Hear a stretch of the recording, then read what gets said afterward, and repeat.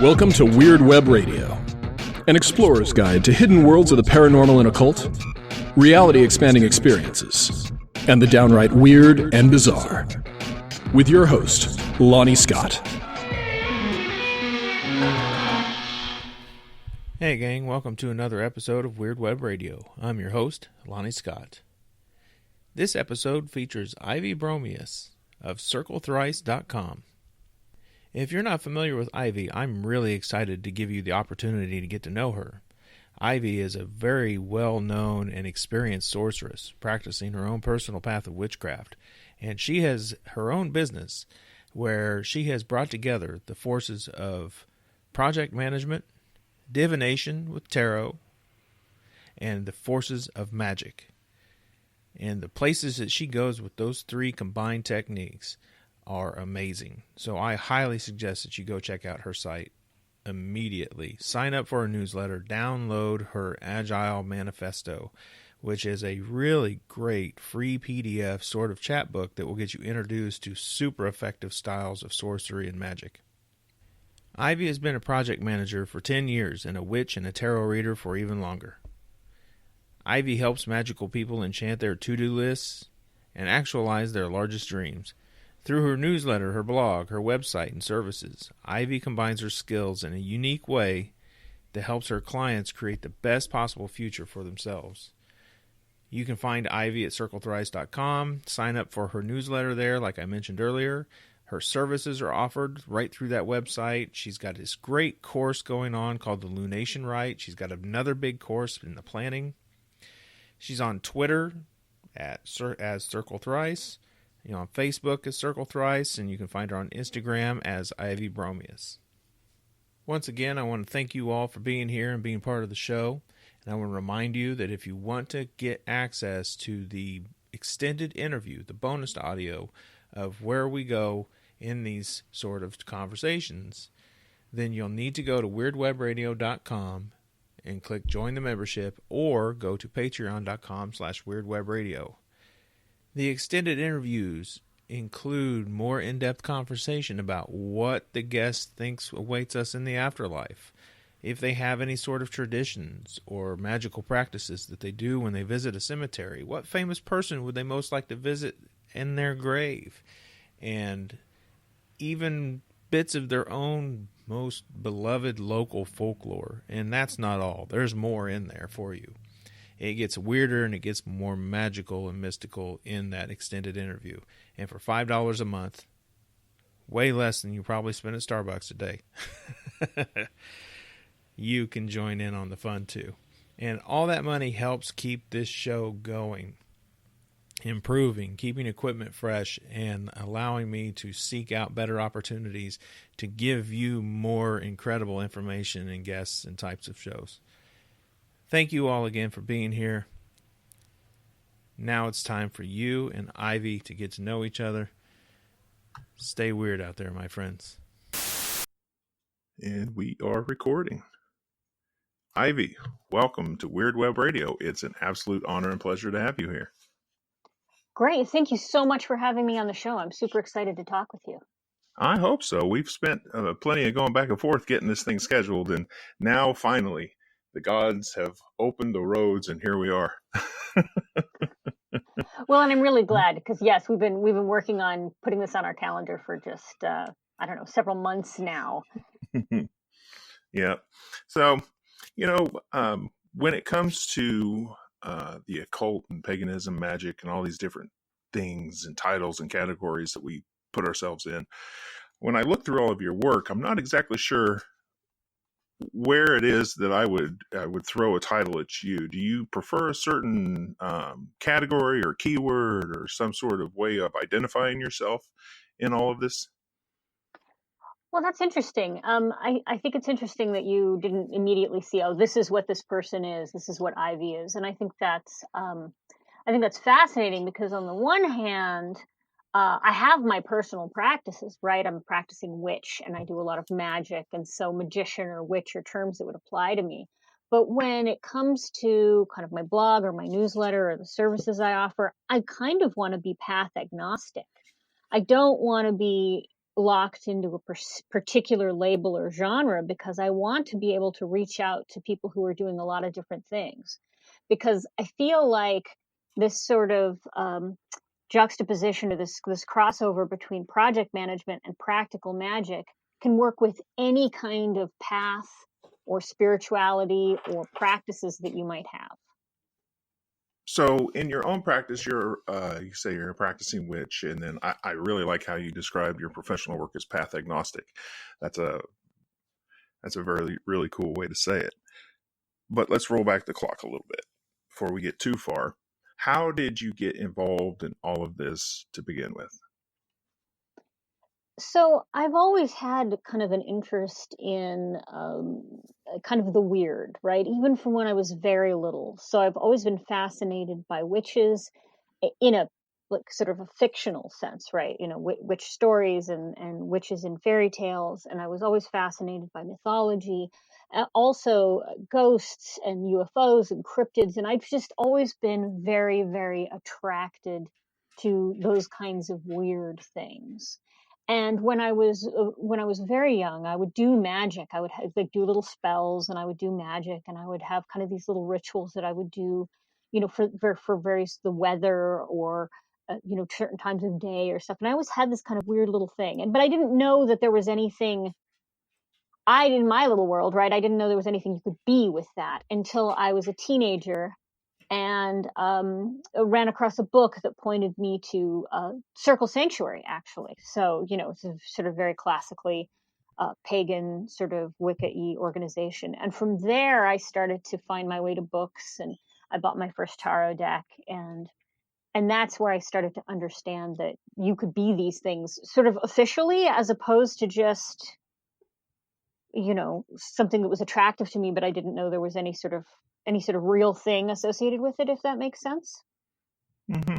Yeah, the attraction to the weird completely resonates with me. You and I are cut from that similar sort of cloth in that fashion. It was everything weird out there that I wanted to explore.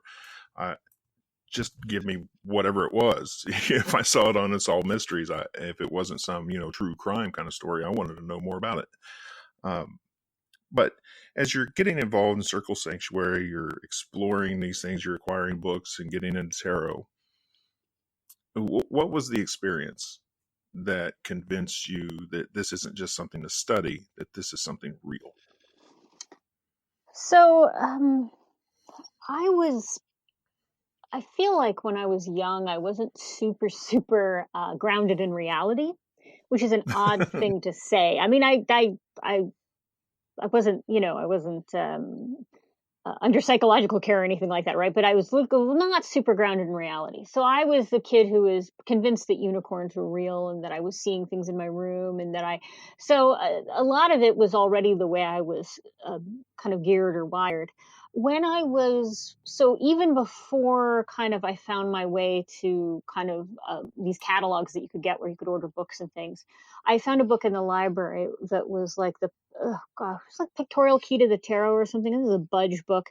Anyway, it was about the Smith-Waite tarot deck, and it had images of the cards in it. And I was obsessed with this book. These cards were just fascinating to me and really resonated with me. And of course, I didn't have a deck. And this is back in the day, kids, before the internet, right? Where you couldn't just get anything you wanted at any time or at any moment. It didn't come like dropping at your door. You know, there was no shop in my little town for this stuff. I had no idea where you could get any of these things. But I read this book, and and the book is actually super annoying, because the book is kind of like, there are hidden secrets that I cannot here divulge, blah, blah, blah. You know, it's really kind of, you know, high magic and kind of snooty. But the cards itself were really potent to me. And so I started reading with regular playing cards. And I just would use them as kind of the minor arcana with the Fool. I was really just like, I got to do this, and I have some cards, and I'm going to try to read. And I was reading for my friends with that kind of, you know how when you're very new at something and you don't know that you might suck, so you're just really willing to be like, I'll do this for you. It'll never occur to me that I don't know what I'm doing, right? I was young, and I thought I was, you know, I thought I knew everything. And so I would read for my friends, and I think one of the things that really struck me was I had done a reading for a friend of mine, and I had predicted something in her future. And then it turned out that something kind of came to pass. And like I had predicted some, in a general sense. And then there was this event, and I was like, holy cow. Not only is this something that I feel inside or that's in my head or that I think I'm seeing, this is something that can impact other people. Yeah, agreed. Very cool. And I like that tarot, in a roundabout way, you're talking about reading with playing cards, is kind of like the gateway into accepting that this is much more than just something that you read about in books. You did mention at some point you got your first tarot deck. What was your first deck? It was a Smith Waite. At the time, I think that's the one they had right in the catalog. So yeah, it was the very yellow one, kind of the very early, very very yellow deck. But I love that deck. I wish I still had it. I eventually it got really beat up, and some of the cards got damaged, and so in a fit of like very goth emo, older teenagey, I burned it. I think so. It was very. I'm gonna burn my deck. I should have just saved it because I wish I had it now. But yeah, that was my first deck, and that was my only deck. I'm kind of a deck monogamist, so I tend to have one primary deck that I'll use for like a decade or more and then swap out for another primary deck, which is weird. I think that's very atypical. I think most people who love tarot have like 50 decks. They're like, these are all my collection of decks. And I'm much more, like I said, again, really devoted to one specific deck at a time. So my first deck was the Rider-Waite, or the Waite Smith, basically. Yeah, that's what I like to call it now too. You said you're a deck monogamist, and I'm staring over at my shelf where I have my ginormous growing tarot collection, and I'm thinking, she doesn't mean it. She can't possibly mean it.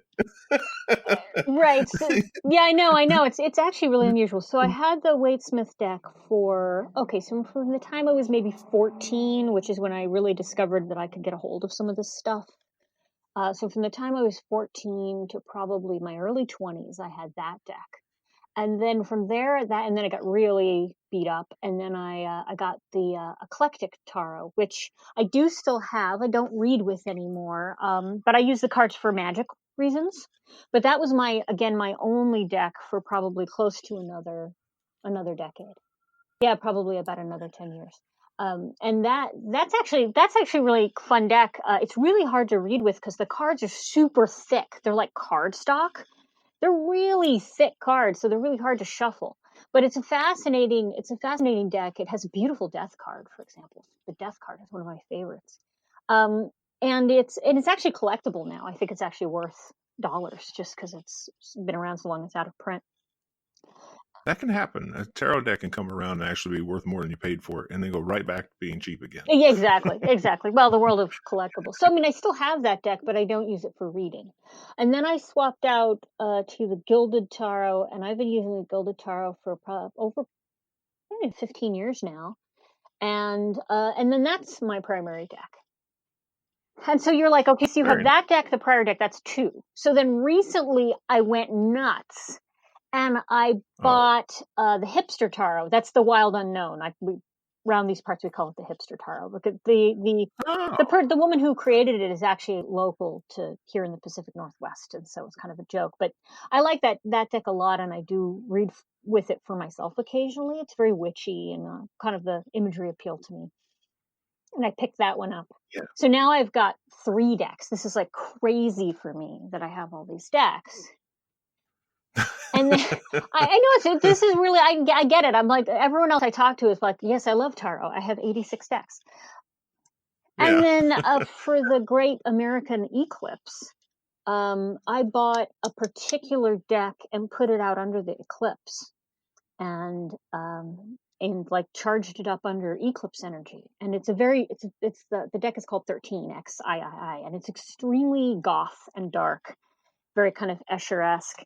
And I can't actually use that deck to read with now. But I could curse you to the ends of the earth with it because eclipse stuff is really dark. So I tried reading with it for myself, and I made myself cry. And I'm like, okay, this deck is really nasty. So I just tucked it aside. It's like it's never seen sunlight since, the moment under totality of the eclipse, and so it's just in the, it's wrapped up in this box, and I saw it, like, if I need to do any really tough things, I would use it, but otherwise I don't think it's usable for normal purposes, because it's just, eclipse energy is really dark. Where do you find the inspiration, I guess, to acquire the tarot deck that you're going to use and charge under the totality of the eclipse? Wrap it in a cloth and think, I'll only bring that out for specific purposes. So I'm kind of wondering, what's the inspiration to do this, first of all? And give me an example of a reason you would get that deck out and use it magically. So I don't know, I'm not sure what the inspiration was. I knew the eclipse was coming, and I was fortunate enough to be extremely near the path of totality. It's like an hour drive south, right? So, like, it's not like I had to go to, Peru or something to go see this thing. It's like in my neighborhood, and I was really excited to go see it, because I've never been I've seen eclipses, and I've actually been close to path of totality once in the Southwest when I was growing up, but like when I was in college, but I've never seen a total eclipse. And what I kept hearing online is, well, it's not a normal, it's not for magic. You shouldn't do magic. It's not for lunar magic. It's not for solar magic. It's just, don't do any magic. And I'm like, well, that's really interesting, because it sounds to me like it's kind of a dark energy. It was, historically was considered something of an ill omen, particularly for the ruler of a country. Insert a little maniacal laughter right there. But I thought, well, if I'm going to do something, then what would I do? Well, I'll get some things and charge it under that energy, and then I'll have the eclipse energy I can carry with me. So I did the deck, and I did a couple of stones. I did a piece of moldavite, which is meteoric glass, and then I did an actual meteor that I purchased, a piece of meteor iron, so a space rock. And so I took those objects with me, and I put them out under the eclipse during totality. And then I covered them all up and tucked them away. And what would I use them for? Well, I used them to help someone of my acquaintance who was being really wrongfully attacked by a institutional entity, like, so like the power structures were coming after her and her family for no good reason. And I used the tarot deck and the stones to make that problem go away.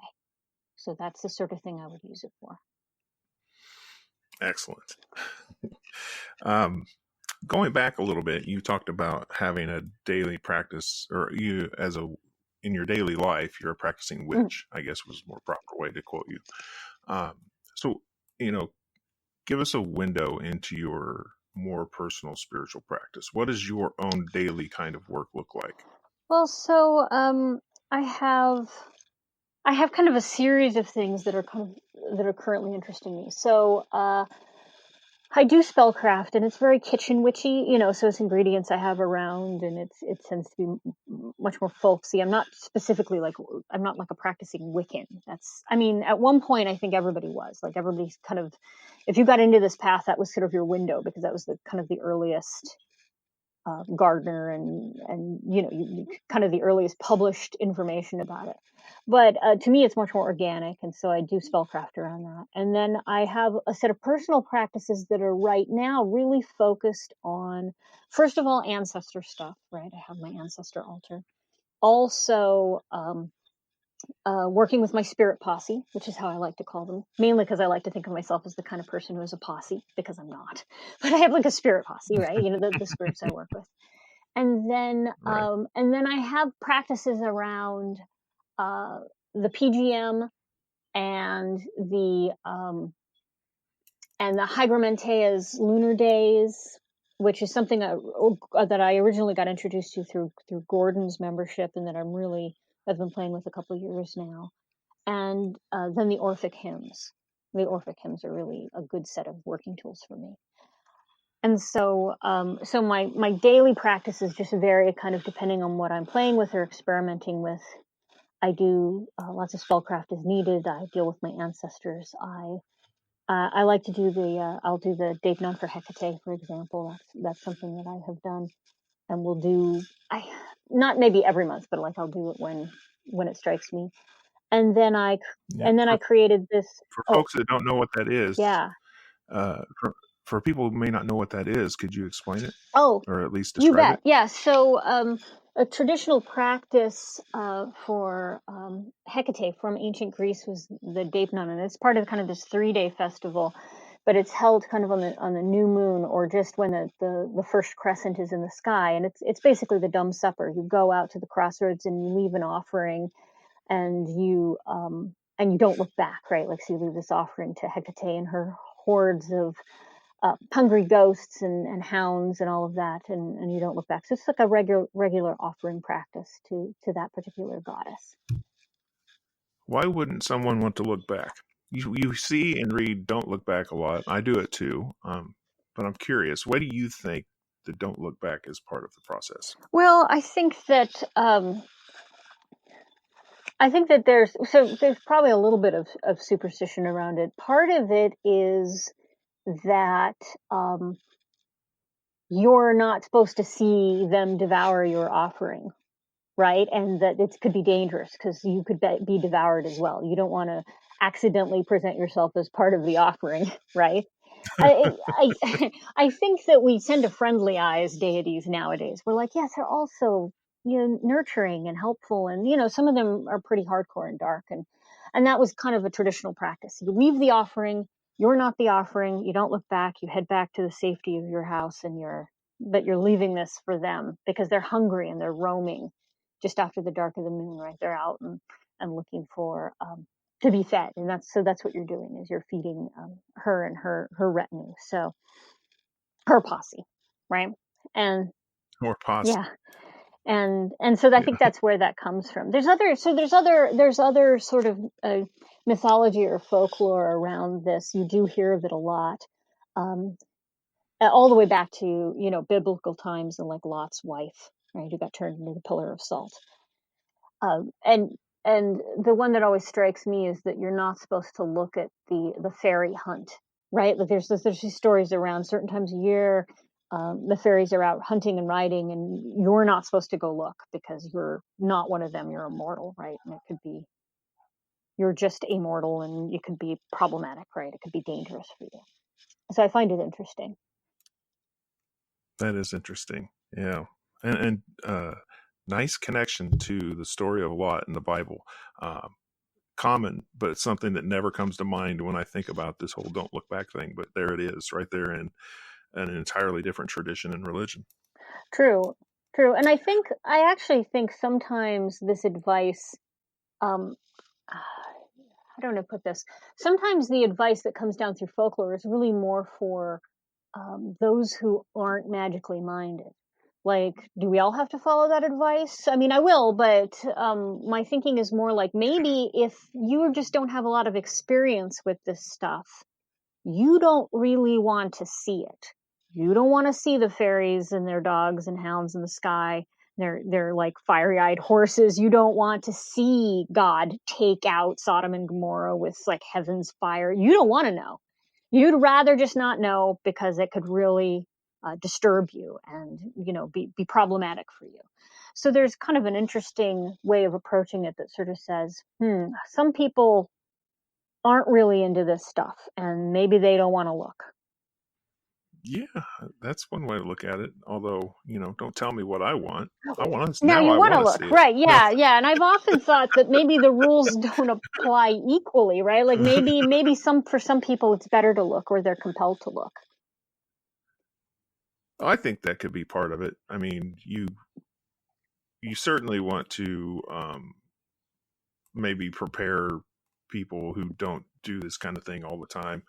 If they're just suddenly looking for help or petition to some force or power for help and something in their immediate needs in their daily life, and they come to someone like us, yeah, sure, here's the thing you can do.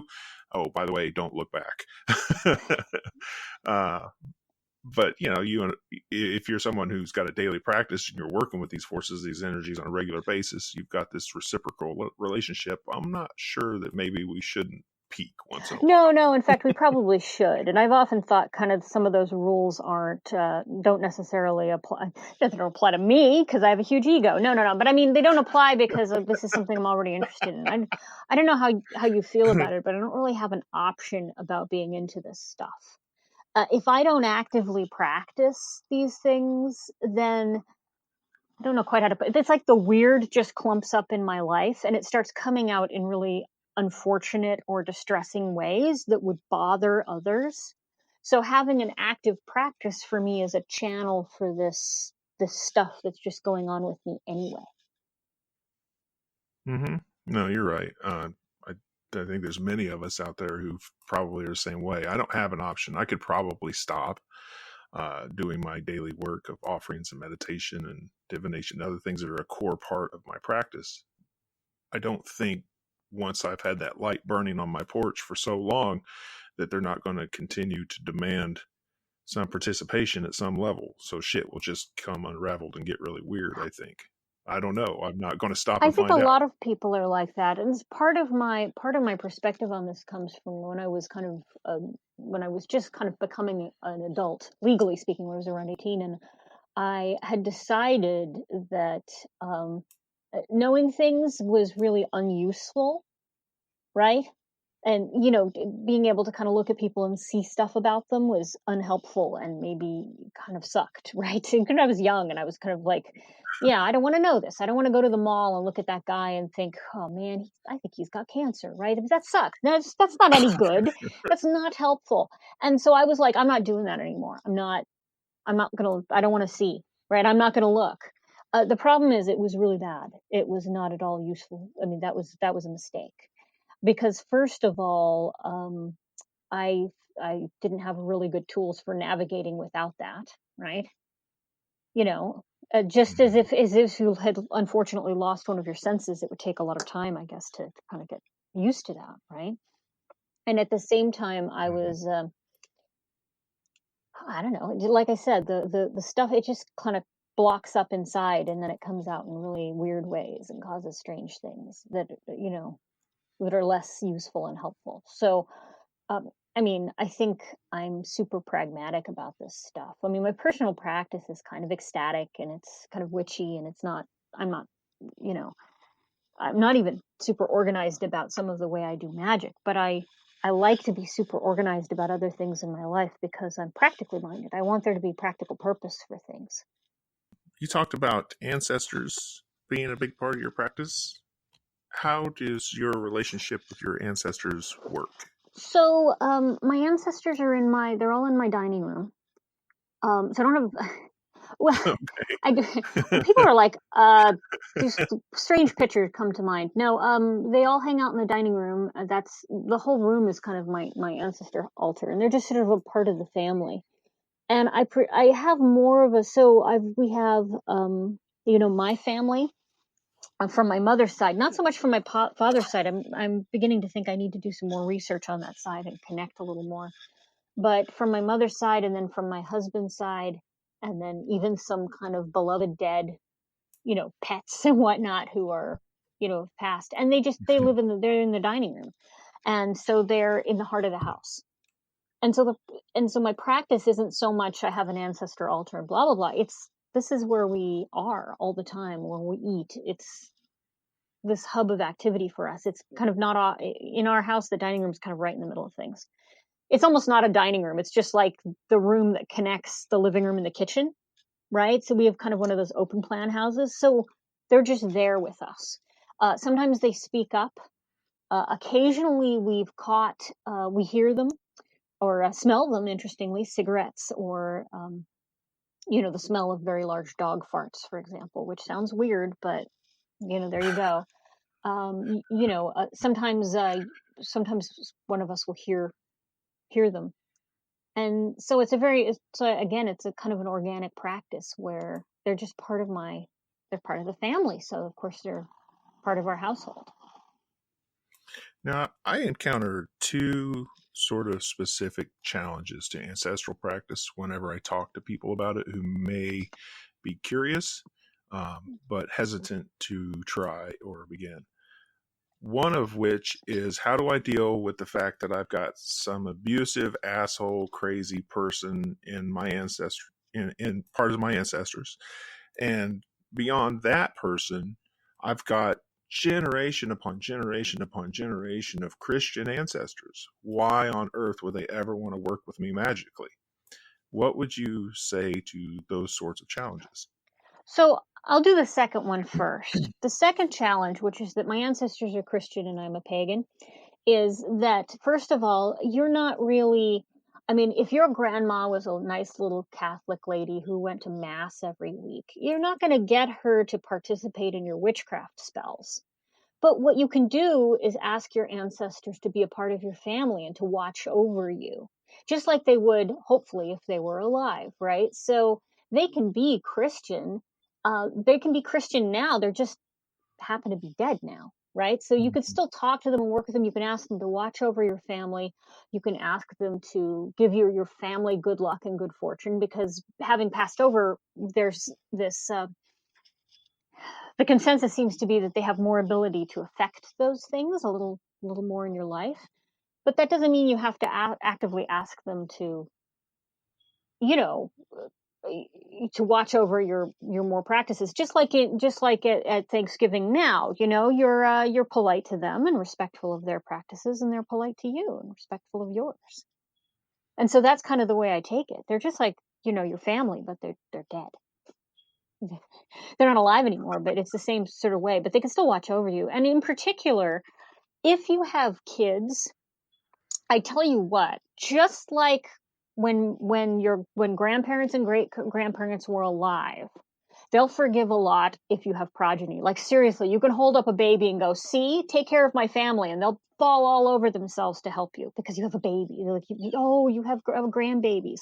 It's bizarre. It's exactly like that kind of doting grandmother thing, right? So they'll be thrilled, and they'll overlook the fact that, well, I wish you'd have always gone to church, but you're still family.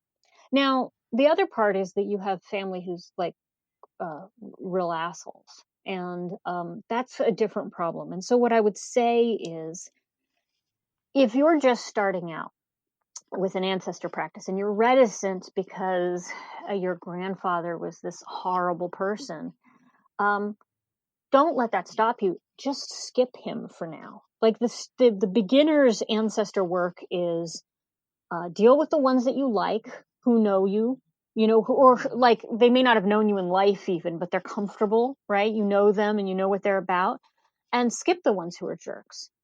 There's actually a lot of historical precedent for this, right? I mean, if someone besmirched the name of your family, right? Being ignored in death is like the ultimate punishment. I'm not going to remember you, and I'm not going to, do whatever practices. I'm just going to ignore you. And you can do that. Now, at some point, you may get to the point where you start looking at mitigation and healing work, which is kind of a specialized area of people who are very ancestor focused. So if you're in a position where you're not doing anything with your ancestors because some of them were jerks, I'd say start with a nice one. So go from there. And then at some point, you might be called to take a closer look at some of your relatives or some of your lines and work through some of those difficulties and challenges as a sort of a healing exercise. But that's advanced work. And so I wouldn't let that stop you from getting started, right?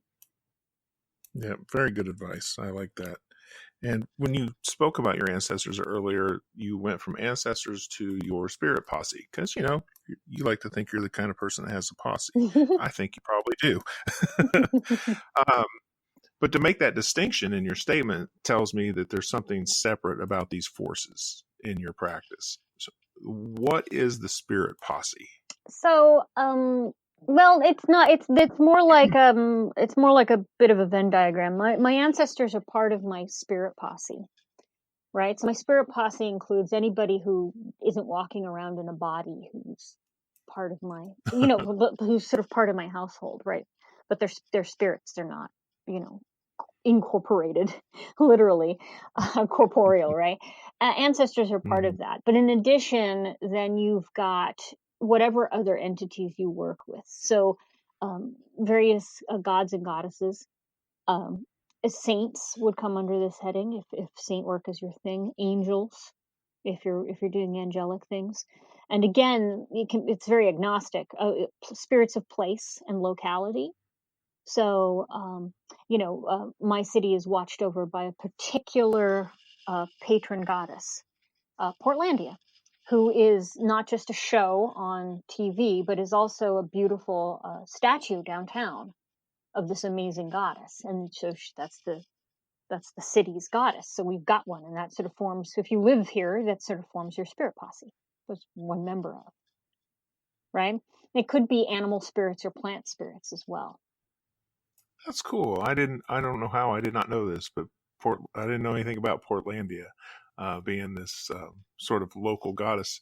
In many respects, just the fact that something like that exists, whether the people who built that statue or not realize it, they're more authentically doing an ancient pagan practice than some of modern neo-pagans. Yeah, the statue is by this guy named Raymond Caskey, and he's like a big deal, right? And he had he had this very large statue, and it's on this particularly ugly. It's kind of funny because it's on kind of top of this building downtown Portland. And the building is kind of ugly until you realize that the building is effectively almost this like altar space to Portlandia. And if you go and Google Portlandia statue as opposed to Portlandia TV, you can find pictures, and she's amazing and beautiful. And particularly when I first moved here and I was working downtown, I've left just street offerings for her. So that's very cool. Yeah, very cool. Well, let's talk about Circle Thrice. Have I lost you? No, I'm right here. Yeah, let's talk about it. Yeah, I went quiet there for a second. Yes, let's talk about Circle Thrice. What makes you different? I know right away, people will come to your website and they'll see that you're using magic and tarot and project management in this combined force of getting people the results. So tell us more. How does this work? So I am a project manager by trade, and it was a career that I've been in.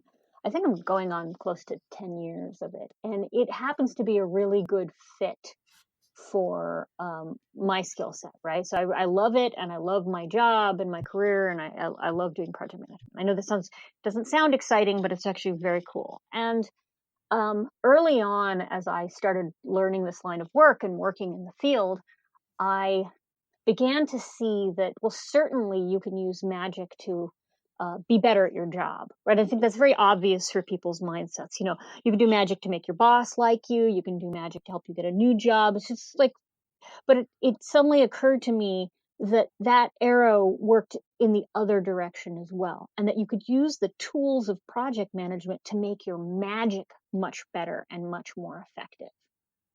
And that there was this great kind of synergy between the two. And then when I combined it with kind of my interest in divination and tarot, I just sort of came up with this skill set that I began to use kind of in my life to advance my career. But then again, the opposite, to use the skills I was learning in my career to advance my personal magic and to reach my goals and I like to call it living your best life, which is not ever an end state. Like we're always working on living our best life, whatever that means for you. But that's kind of where that came about. And I was, at the time, some few years back, I wasn't really blogging anywhere, and I had, much earlier on, had some social media presence, but I kind of pulled away from it. And I started seeing real opportunities to kind of contribute to a discussion around this, particularly as I think practical enchantment was having something of a resurgence in a probability manipulation sense. That was kind of coming out as, well, how does magic really work? Well, a lot of it is just you're manipulating probabilities, right? And I wanted to contribute to the discussion, and eventually started blogging about it. And was this birth of Circle Thrice, which came out of these 3 circles of interest and experience that I have: project management and practical magic, and the the tarot piece, the divination. Could you give us an example, sort of a specific case that you've worked on? Of course, protecting the identities of people. As sort of a deeper look into how this all comes together. So let's give an example. I'll try to use sort of a generic example, but one that I think a lot of people can relate to. Let's say that your finances are a bit of a mess, and I think this is pretty common, right? It's particularly Western capitalism. It's designed to make people's finances a mess. Right? Seriously, it's pretty hard to get past it. It's honestly a challenge that a lot of people face. So your finances are a bit of a mess, and so you're a magician, and so you're doing magic to get money. So you're doing dollar bill spells, and you're putting them under green candles, and you're kind of, and yeah, sometimes some money will come in from some weird kind of space. So, Aunt Bertha sent you a check, yay. And it's helping you kind of cover your bills, but your finances are still a mess, and you're not really making traction, and you're trying, and you're working hard, and your magic is working, but somehow you're just not getting any forward traction. So the tools of project management sort of say, well, if this is a project and your project goal is financial solvency or financial, depending on where you are, right? Like your first goal might just be to have no debt or less debt and have something in the bank, right? Or to not be scrambling to make the bills every month. And the tools of project management would say, well, in addition to the magic, which is good, but is right now kind of scattered, what you need to do is create a plan around this. You have to understand where you are. And that means really digging into, who you owe what and how much everything is every month. And a lot of people I know when I was young, not even at that place, right? You're like, I don't know, the bills, they just come in. It's just terrible. So you start there, you look at where you want to be, your end goal. You sort of measure the gap between them. How close are you to where you want to be? And then you start breaking it down into smaller, doable chunks of things that you can actually get your arms around and have sort of a plan, an action plan. So this is just what I do kind of at work, right? So now how does the magic tie in? Well, now instead of doing kind of emergency magic spells or magic spells that kind of work off and on but aren't as effective, you can identify kind of the best leverage points for these sub goals in your project and apply magic to them. And it all becomes part of this larger whole. And so it tends to make your magic more effective. So for example, let's just decide that you do the deep dive and you realize that the problem is that bills aside, you're just not making enough money. And that could be, right? You're underemployed and it's just not great for you. So now your plan will become, how do I find a path toward being valued for what I do, whatever that is, right? How do I get the skills and training to do something new, or how do I get more value? How do I find a way for people to value me? And then from there, that leads to a whole lot of magical applications, right? Ways to leverage magic. Or you might look at your situation and realize that what's going on is that you're just spending too much. And that leads to a whole different kind of magical plan. So you see, it's kind of a combination of being organized and having doable goals and breaking them down into actually actionable things that you can do, and then integrating the magic into that. Okay. And now looking back through your time, you had to create a system. You had to come up with a plan to put all this in place anyway, right? Through your own personal experience over the years and trial and error. So, looking back over all this time, what do you feel was maybe one of your biggest mistakes, or was just a giant waste of time? This is awesome. This is like a job interview question. Tell me about a time when things went badly and how you handled it. Where do you see yourself in 5 5 years? years? That's right. I do actually have a 5-year plan, but let's not talk about that. So here's a great example of a time when sort of everything went sideways. So I was we're going back in history, to almost over 10 years, let's say. And I'm not doing what I do now. I'm doing a different job, similar industry, right? I've been kind of working with technology for a long time. And I was just miserable. I hated everything, and I didn't like my job, and I was just really burned out. And there's actually a book, and like a published book called "I Don't Know What I Want, but I Know It's Not This," and that was like my personal rallying cry. I didn't want to be doing what I was doing anymore, but I didn't know what else to do. And so I'm working in a job that's, at first it was fine and I was burned out, but then the job got progressively nastier in that sort of like new bosses, new people, that kind of above your head, you can't do anything about this nonsense kind of stuff. And so everything was getting more and more screwy. And I was, and this is obviously before I was a project manager, and I was trying to leverage magic to fix things. And I was doing it incorrectly. I didn't have kind of a strategic plan. I was just kind of going, make this person get off my back, make this particular situation better, make sure I don't get canned because, things are going really badly. And so there was this kind of so I was doing magic, but there was no real strategic effort. And part of that comes from being burnt out and being not really knowing where to go next. And at a certain point,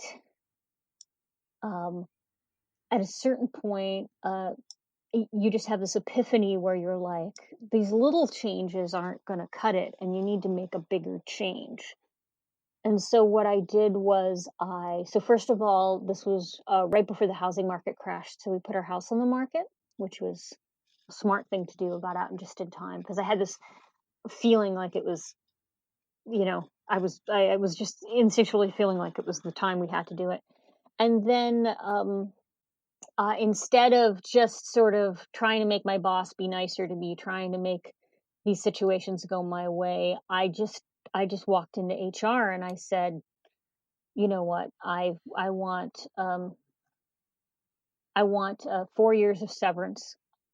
I want 4 months of severance, one for every year that I've been here, and I want you not to debate my unemployment, and I want out of here. And I'm not going to put up with this anymore. And if you don't, then I'm going to sue you. So I had to come to a point where I had to like tear everything down. So really, we were sort of homeless, right? Because we sold our house. So we rented a little place, right? We like put our stuff in storage and rented a small apartment. And I was jobless because I just, announced I'm not putting up with this nonsense anymore, and I went out. And so we went from kind of like everything looking really sort of normal and stable to everything being just crazy. And that was a place where I had been handling things badly, and it needed to do that. It needed to kind of blow up and start fresh. And the smartest thing then I could have done was we just took the summer off, like a whole family. Nobody, we hung out by the pool. Our stuff was all in storage. We just took this summer to try to figure our heads out. And that was kind of the time I needed to sort of to take a step back from it and be more strategic. And then I began to think about how I could what are my real goals here? Do we want to move? Where do we want to move? What magic will help get us there? And that was sort of the process. Yeah, I think there was 2 really important lessons in that too. One being that, you recognize when it's time to stop. And that's something I think a lot of people, whether you're in the occult or not, but really, especially magnified in the occult, not being able to realize when whatever it is, the project you're on is failing, that you need to stop and pull yourself out, start over.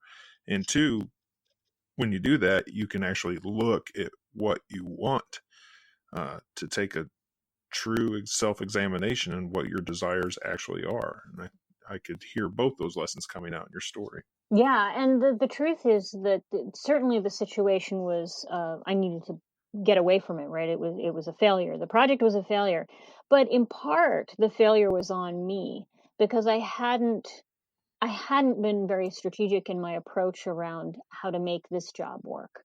So instead of thinking, this environment's getting highly political, how do I navigate this? How do I pick allies? How do I understand who's dangerous? Kind of those unpleasant tasks. I just decided I'm not good at that, and I don't even want to mess with that. But that's, of course, avoiding the issue. And of course, and that's what makes the situation spiral kind of into really nasty. So the irony is that this process of having to break it all down and then build it back up is what led me to kind of my new career field and led me to a different view on, what careers are and how to navigate them more strategically. But I think it's true for any area of your life, and I've written about this in the past. Stuff that's overly fragile. And this comes from Nassim Taleb, right, and his Black Swan and Antifragile books, which, if you're not familiar, I recommend you go get familiar, because it's really good and useful stuff for the current world we're living in. I mean, he talks about things which are fragile. So the example he uses is a teacup. A teacup is fragile, right? If you drop it, it's going to break. Big plastic tumblers aren't fragile. If you drop them, they just sort of bounce. The problem with fragile things is that it can get overwhelming to have to baby them. So everyone has places in their lives where things can get overly fragile. In my case, at the time, my job was fragile. It required all this stress and endless thinking and babysitting and worry. And so I was like babying this fragile thing. Or you might have a relationship that's extremely fragile. Something that really, really drains you and doesn't really give anything back, and it's always a struggle. Or you could have a logistical situation that's really fragile. Like, you're driving 2 hours to get to work every day, but your car is old, but the job doesn't pay enough to get you a new car, that kind of thing, right? And so you have this fragile area of your life, and you're babying the teacup and babying the teacup. The problem is that eventually something is going to come along and jostle you, and then the teacup breaks. And better to have things in your life that are anti-fragile, things that kind of benefit from a little chaos and disorder. So this is the premise of the book Antifragile. But what occurred to me is that if you have something fragile in your life that you're babying, there's some really cool magical operations you can do around it. So instead of babying this fragile thing forever, decide what magic you'll do once that fragile thing breaks, right? So what magic would you do when your job finally explodes? Or you say your marriage finally explodes, or whatever it is, right? When your car finally breaks down. Decide what magic you'll do to deal with next steps. Do the magic ahead of time, and then smash that teacup. Ditch the job, dump the spouse, get rid of the pointless long commute that's going to trash your car and make everything go belly up. Do the magic and then smash it. My problem was I didn't do the magic first. I just smashed it, and then I was all like, oh, well, this feels weird. Yeah, the anti-fragile concept is really, really. I even say it's important to the way people can think about themselves and the things going on in their life. I also would like to highly recommend people go out and read those works and explore the possibilities in their own life and magical practice. Excellent recommendations. Now, looking over the entire, collective of the occult communities, pagan communities, topics that are always bubbling up and coming up over and over again that grow into sort of controversy. Is there one particular controversial thing going on in these communities or practices even that you find particularly frustrating, or you have some solution you'd like to apply to it? Well, They're all sort of frustrating, but in my, several decades now of following this stuff, particularly online, but also in the real world, what I've discovered is none of those issues ever seem to land. And I certainly don't think I have all the solutions to land those kind of endless arguments. So the fact that we're still debating, um, what the gods really are just floors me. The fact that we're still arguing about people in our midst who are racist or rapists, for that matter, and how do we handle that? That seems like a bunch of endless circle jerking mental masturbation. Like, nobody ever seems to land those conversations, and nobody ever seems to kind of end them in a useful way. And so I'm not sure I'm the one to do that. My advice would be that we have a moral obligation to stand up to people who hurt and hate, and there's no debate around that. And otherwise, different people have different opinions on philosophy or religion or the nature of the world in an esoteric sense. And that's not for us to resolve either, because we're all figuring it out. So I find a lot of that debate frustrating, not because I have all the answers, but because I think we need to acknowledge that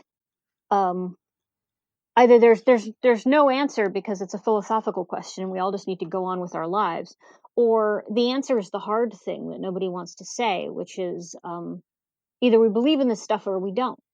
And if we don't like this stuff, then we have to stand up against it in our communities, and that's the deal.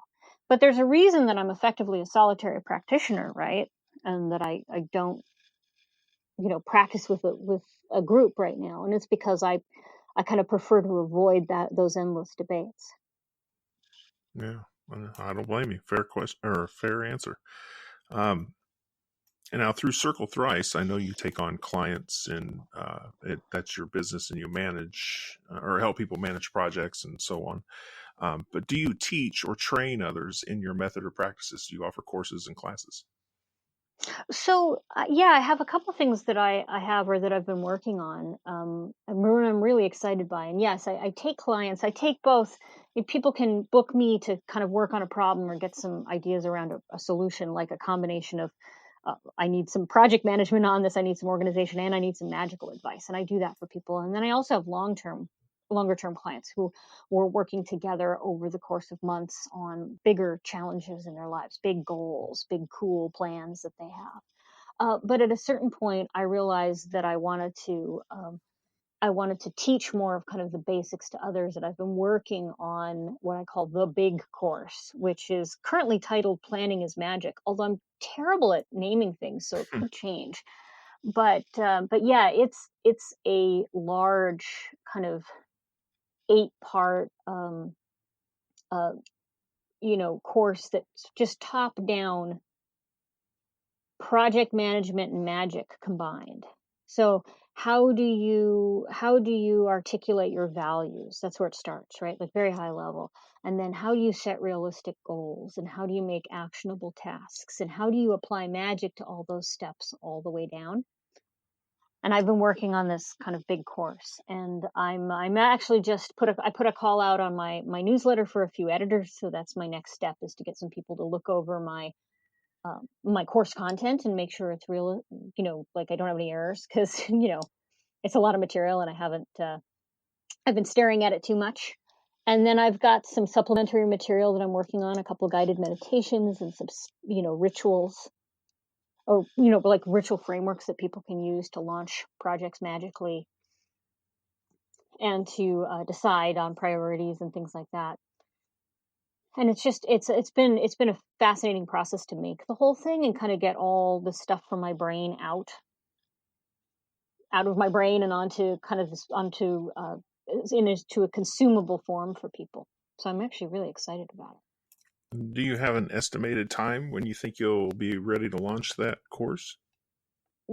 I should say something really firm, like it'll be done by the end of August, because if I do that, then I'll be forced to, because I told your audience that I'll be forced to do it. But that's kind of what I'm hoping is sort of to wrap it up by the end of the summer. It was going to be sooner, except that the internets are abuzz with the fact that the astrological weather this summer is going to be kind of rocky, so I don't want to overcommit.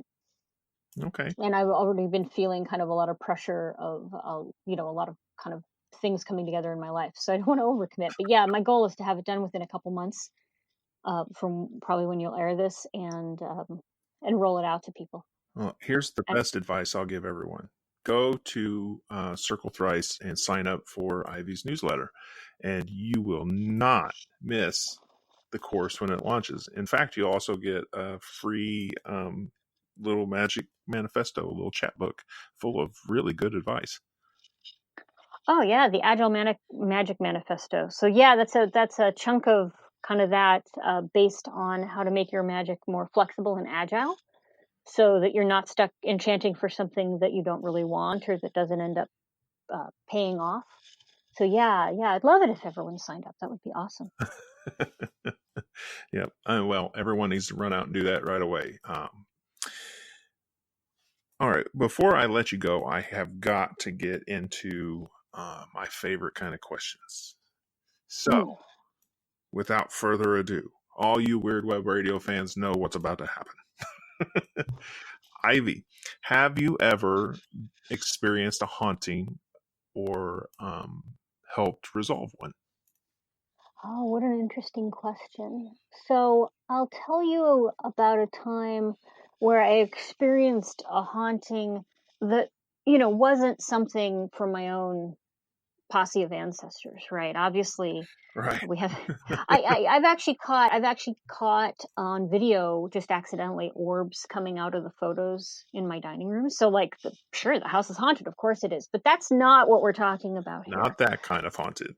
Not that kind of haunting. So when so this is like ghost story time, right? Yeah. We were living in the Midwest some years back, and we'd rented this old house outside of town. And it was great. It had the creepy basement that had, like, when it would rain, there would be a stream in the middle of the basement. And it had this completely unfinished attic that was, like, it hardly even had a floor. It had some boards and it had but it was very rough. And we started hearing all kinds of noises coming from the attic. So at first you think, well, clearly it's animals, except animals don't walk with big booted footsteps across the ceiling at night. And we hadn't really gone up there much because there's not anything. It's not really livable. And there was like, animal, squirrel poo and animal scat. And so clearly it's, so you think it's going to be animals. But one night we heard a big thump up there. So we started out of bed and we ran up the stairs, and we opened the door, because you climb up, and we opened the door to the attic. And the only thing that was in the attic was a child's slate chalkboard, kind of hanging on a string on a rafter. And it was swinging back and forth, even though there was no breeze. And at that point, we were kind of like, all right, we have to sort of handle this. This is creeping us out now. I mean, we're used to a lot of stuff, and, usually I have a live and let live kind of thing, particularly if you're in a house that's temporary, right?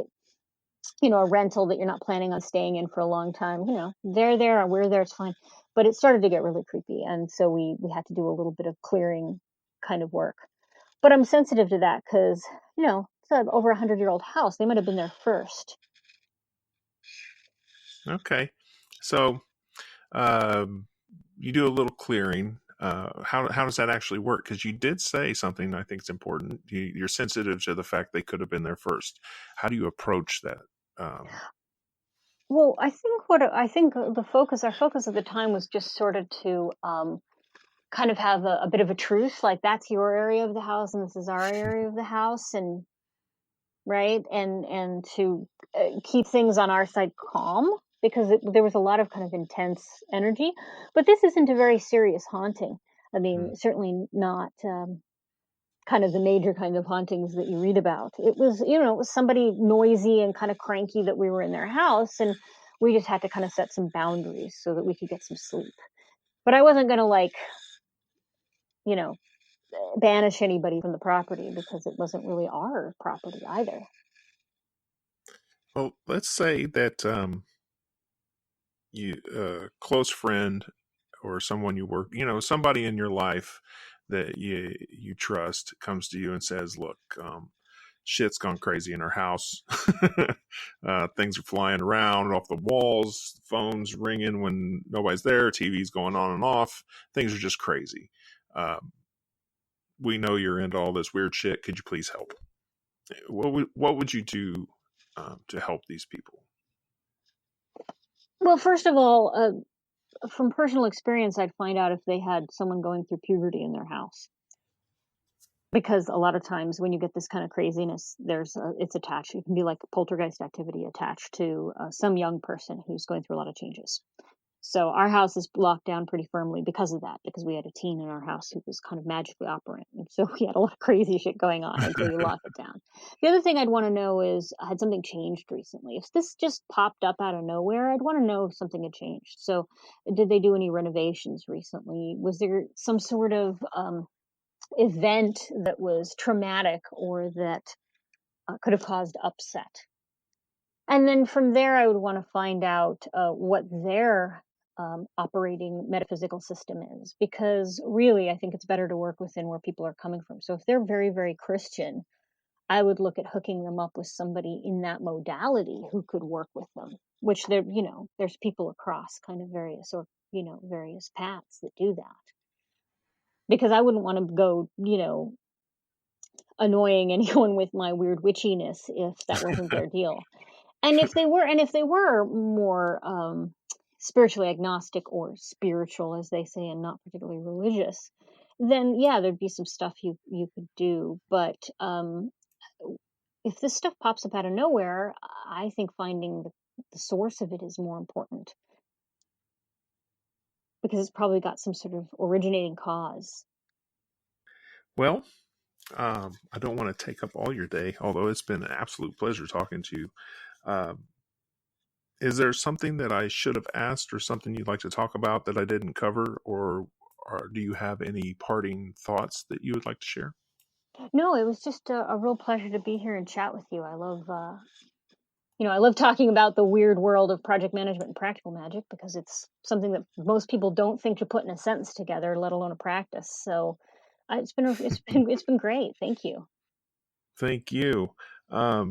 Where can people find you, your courses, your offer, your business, and so on? It's all at circlethrice.com. You can sign up for the newsletter, which will get you the free manifesto. I've got a course called the Lunation Rite, which is a 29-day magical working to help kind of make you a better person and a more magical person. It's actually a lot of fun. And then if you sign up for the newsletter, you'll get notifications on all my new stuff.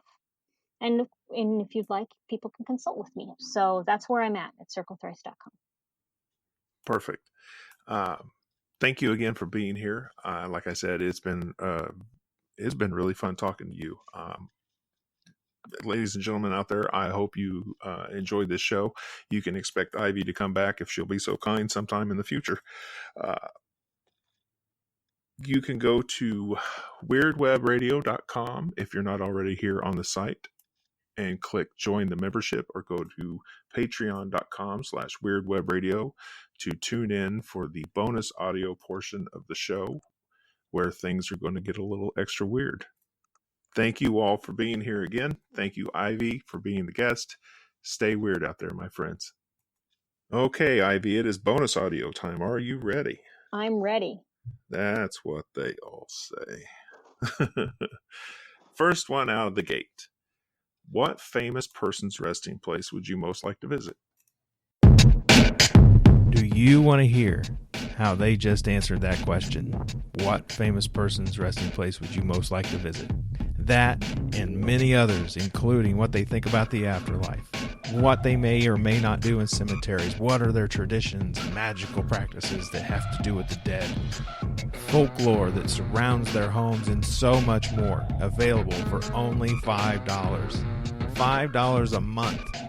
Even if I make more than one episode in a month, it's still just $5 a month at patreon.com/weirdwebradio, or go to weirdwebradio.com and click join the membership.